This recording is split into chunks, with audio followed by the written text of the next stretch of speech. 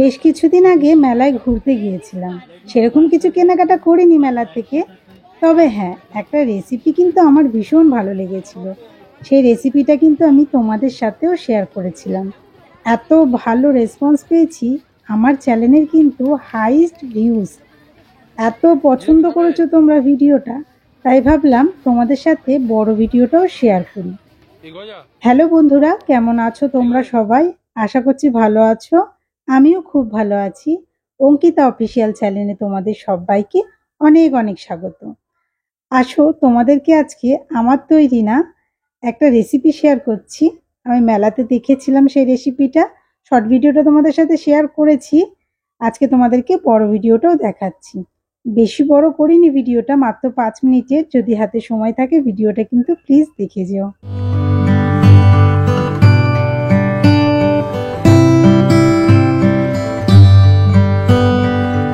প্রথমেই একটা মিডিয়াম সাইজের আলু নিয়ে একটা লম্বা কাঠির মধ্যে ঢুকিয়ে নিয়েছে। আলুটাকে একদম নিচের দিকে কাঠি রেখে একটা মেশিনে ঢুকিয়ে আলুটাকে গোল গোল করে ঘুরিয়ে নিচ্ছে। আমি জিজ্ঞাসা করলাম, দাদা আলুটা ধোবেন না? বললো আলুটা ধোয়াই রাখা থাকে। বললাম ঠিক আছে, ভালো কথা। আলুটাকে ঘোরানো হয়ে গেলে, পুরোটা কিন্তু আলুটা ঘোরানো হয়নি, লাস্টে একটুখানি বাদ দিয়েছে। ওপরটাও একটু বাদ দিয়ে নিয়ে আলুর যে রসটা থাকে এক্সট্রা, ওটাকে চিপে বার করে দিচ্ছে। আলুর রসটা ভালো করে চিপে নেবার পরে আলুটা যেদিকে নিচে গাঁথা ছিল কাঠির, সেই দিকটা করে ওপর দিকে তুলে নিয়ে আলুর একটুখানি ফোল্ড করে সুচলো মতন যে অংশটা কাঠির, তার মধ্যে গুজে নিয়েছে। গুজে নেওয়ার পরে আলুটাকে এভাবে লম্বা করে নিয়েছে। দেখুন কি সুন্দর রিং রিং মতো হয়ে গেছে। কাঠিটা কিন্তু দুদিকটা সমান না, নিচের দিকটা একটু হোতা মতন আর ওপর দিকটা ছুচলো জায়গাটায় কিন্তু আলুটা গেটে এভাবে রিং করে নিয়েছে। এবারে কিন্তু একটা ব্যাটারের মধ্যে ভালো করে হাতা দিয়ে দিয়ে মিশিয়ে নিচ্ছে। আমি জিজ্ঞাসা করেছি, দাদা এই ব্যাটারে কি আছে? উনি বলল সেরকম কিছু নেই, বেসন আছে আর একটু ফুড কালার আর নুন। আর আপনারা যদি বাড়িতে বানাতে চান তাহলে ফুড কালারের বদলে কিন্তু হলুদও দিতে পারেন, কোনো অসুবিধা নেই। ভালো করে ব্যাটারটাকে ঘুরিয়ে ঘুরিয়ে দিয়ে দিয়েছে যাতে আলুর মধ্যে ভালো করে কুট হয়ে যায়।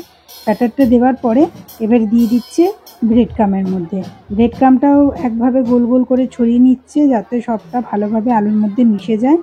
যারা বাড়িতে বানাতে চাইছো আর ব্রেড ক্রাম বাড়িতে নেই, তারা কিন্তু পাউরুটি কিনে এনে মিক্সারে দিয়ে হালকা করে একবার ঘুরিয়ে নিয়ে কিন্তু এভাবে ব্রেড ক্রাম তৈরি করে নিতে পারো। এখন ব্রেড ক্রামটা দেওয়ার পরে পুরো একদম ডিপ ফ্রাইতে দিয়ে দিল। আমি ওনাকে জিজ্ঞাসা করলাম কিভাবে এটা কতক্ষণের মধ্যে তৈরি হয়ে যাবে। উনি বলল এটাকে একদম ডিপ ফ্রাই করতে হবে আর তেলটা কিন্তু একদম হিট থাকতে হবে আর ডোবা তেলেই কিন্তু করতে হবে। এভাবে কিন্তু একটা ক্লাচার নিয়ে ভালো করে ঘুরিয়ে দিচ্ছে যাতে চারদিকটা ভালো করে ফ্রাই হয়ে যায়। একটু কুরকুরে মতন ভালো ভাজা হবে, তার জন্য কিন্তু একদম ডিপ ফ্রাই করে ভেজে নিতে হবে। তেলটা একটু ময়লা আছে, যেহেতু অনেকগুলো ভাজা হয়েছে তার জন্য একটু ময়লা আছে। বাড়িতে করলে এগুলো কোনো সমস্যা হবে না। তোমাদের যদি এই রেসিপিটা ভালো লাগে আমাকে কিন্তু অবশ্যই জানাবে কমেন্টে। আমি কিন্তু এই রেসিপিটা তোমাদেরকে বাড়িতেও তৈরি করে দেখাবো। কিভাবে বাড়িতে তৈরি করতে হবে সমস্তটা কিন্তু আমি দেখিয়ে দেবো। ভালো করে ক্লাচার দিয়ে ঘুরিয়ে ঘুরিয়ে ভেজে নিয়েছে। এখন প্রায় শেষের দিকে। এখন তেল ঝরিয়ে ক্লাচার দিয়ে কিন্তু দাদা তুলে নিচ্ছে। ক্লাচারটা দিয়ে তোলার পরে একটা ছাঁকনির মধ্যে রাখলো যাতে এক্সট্রা যে তেলটা আছে সেটা যাতে বেরিয়ে যায়। এখানে রাখার পরে 1 থেকে 1.5 সেকেন্ডের মতন রেখেছিল। রাখার পরে আবার আলুটাকে কিন্তু তুলে নিয়েছিল। এখন আলুটা পুরোপুরিভাবে ফ্রাই হয়ে গেছে। এবারে মশলা মাখানোর পালা। আমি জিজ্ঞাসা করলাম ওনাকে কি মশলা দিচ্ছে। উনি বলল একটা ওনাদের সিক্রেট মশলা আছে, সেটা আমি ওনাকে জিজ্ঞাসা করলাম না।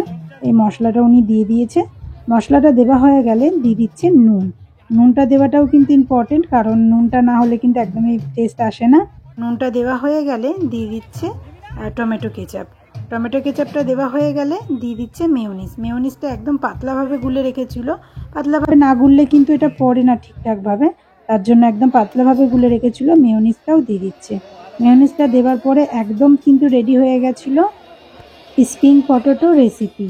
আমার হাজব্যান্ডের আমার ছেলের তো ভীষণই ভালো লেগেছিল, তাই ভাবলাম তোমাদের সাথেও শেয়ার করি যদি তোমাদের ভালো লাগে।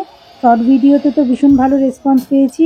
বড় ভিডিওটা কেমন লাগলো সেটা অবশ্যই জানিও, কমেন্ট বক্সে জানিও। আমি তোমাদেরকে বাড়িতে রেসিপিটা তৈরি করে শেয়ার করব।